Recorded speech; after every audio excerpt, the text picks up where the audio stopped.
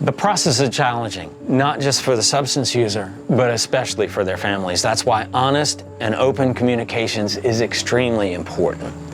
By coming to rehab, they're acknowledging that they have a problem, and that's the first step in their recovery. I would just ask that you keep your conversations brief and positive, that you encourage them and let them know that you support their recovery efforts, that you're educating yourself about the disease of addiction and that it is a family disease. A lot of times families will give money when they really don't need to do that. I believe our clients need to be responsible for their own lives and go out and make their own money, pay their own bills, and not rely on the families to do those things for them. Okay, so we're going to talk about enabling, and I want to ask you a question about, do you guys know what way, give me some examples of how family members enable you.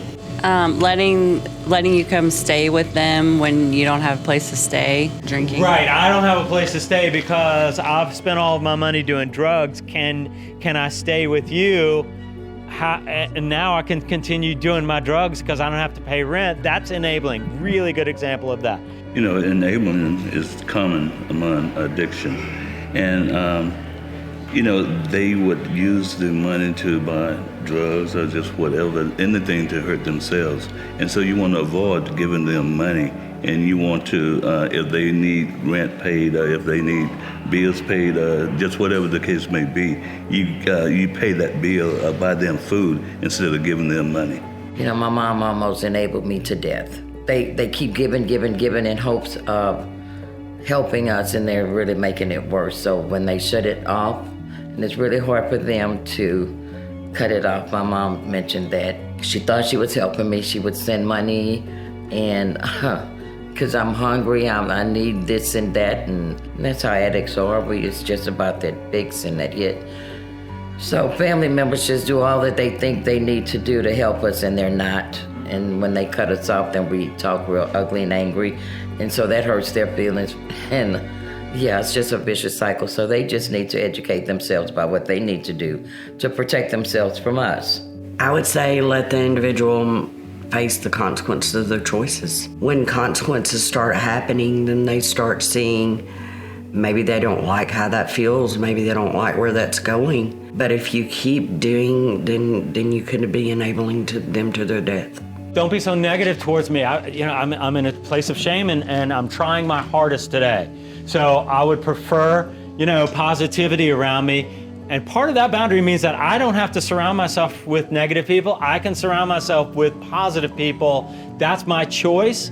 So my boundaries are, if you're negative, I may move away from you. I like it. Sometimes the family members don't understand, and maybe there is a disconnect in the communication process, but it can help the person in recovery to have that strong support system. And even if they're not at a point where they're 100% agreeable, just knowing that their family's there for them goes a long way. I think one of the things that's really important is that family become very involved in their loved one's treatment, that they begin to learn that it's a process, that it's something that happens over time, and that they're going to need to, both of them are going to need to begin to develop trust again, and that we respect each one's individual growth, because different people grow at different rates and different times. It's real important to allow that person to do what they need to do in order to get